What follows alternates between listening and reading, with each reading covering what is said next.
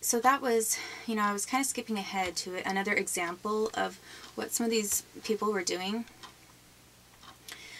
But when I was at that engagement party, that was after I was in the hospital and I'd had the surgery. And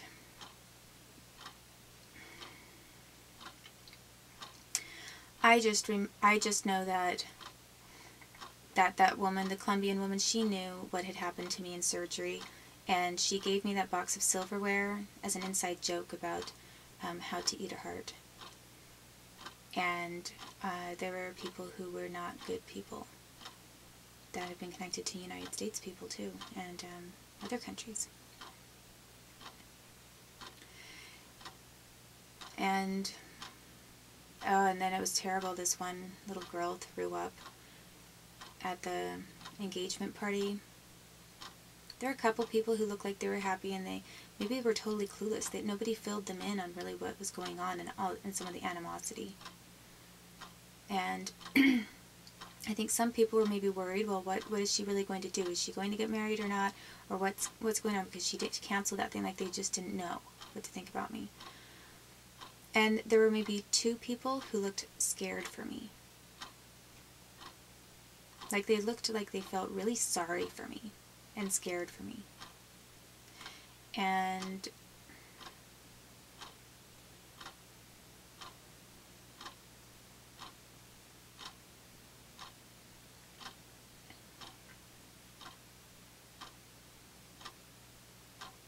I don't know why. One time I saw this one man named Alberto. I think it was Alberto. Or Eduardo. And he was on the dance floor and he was looking over at me, and he just looked like, all of a sudden, like he felt really like guilty, and he felt sorry for me, and he looked scared for me. And I almost thought, like, does he even trust his own cousin or friend Alvaro? Like, because he doesn't look like, he looks like something, he personally feels something wrong.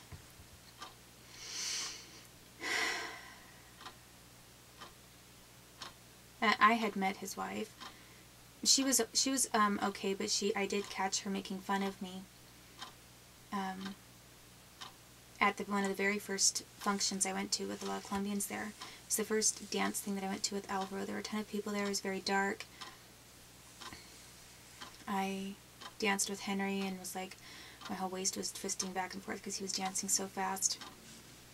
And I remember that I looked over and I was very drunk, and I think when people assume that if you're so drunk, you're not anymore able to be perceptive of others' emotions and expressions and what they might be thinking about you or saying about you.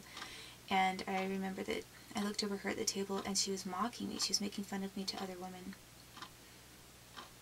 She thought that I looked ridiculous on the dance floor, and she wanted to laugh at me.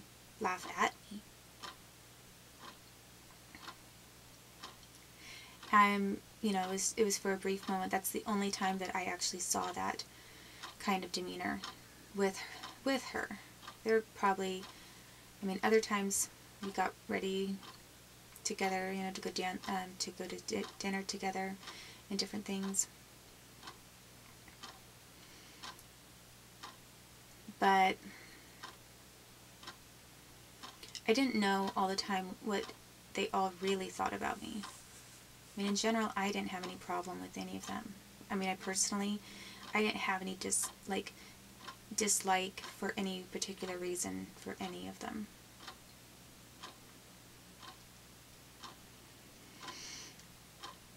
And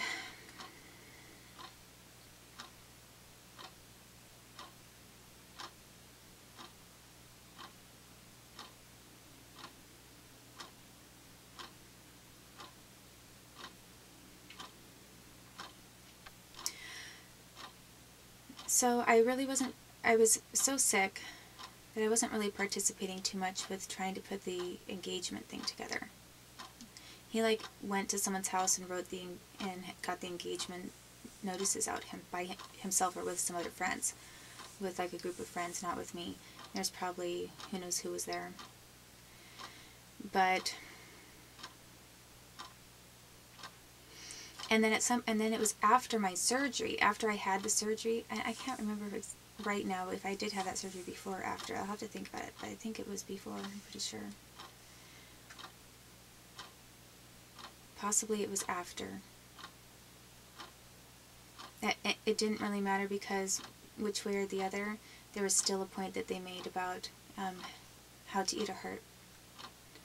And, you know, whether they were putting like a forked looking instrument up into my chest area through my groin when they did the DNC, or whether they were giving me a box of silverware, it was still coming from like a malicious, regardless, coming from a malicious source.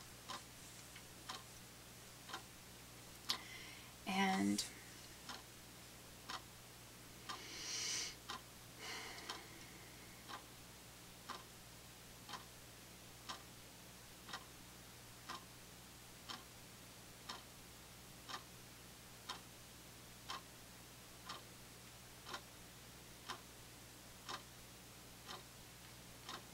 it was after I had my surgery that I was getting really pressured by a couple of women to get married. I think that they were wondering if I was going to get married. They believe right at that point they were pressuring me. Maybe it was pressuring me to have the engagement party. I would have to think about that.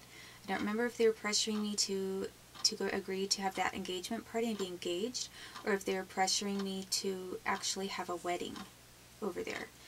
And I think what I was trying to tell them was that, you know, I was really sick, and which was true, and I needed a little more time, and I thought we could do that over in Wenatchee. And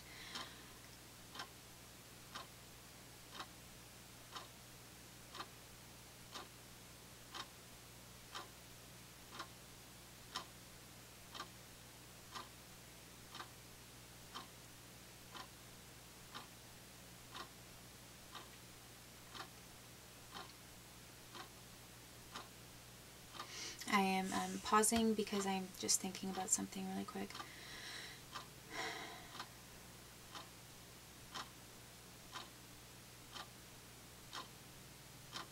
Oh, at one point he put me in a hotel. This was before the engagement party. He just dropped me off at a hotel, and I had no transportation, no money.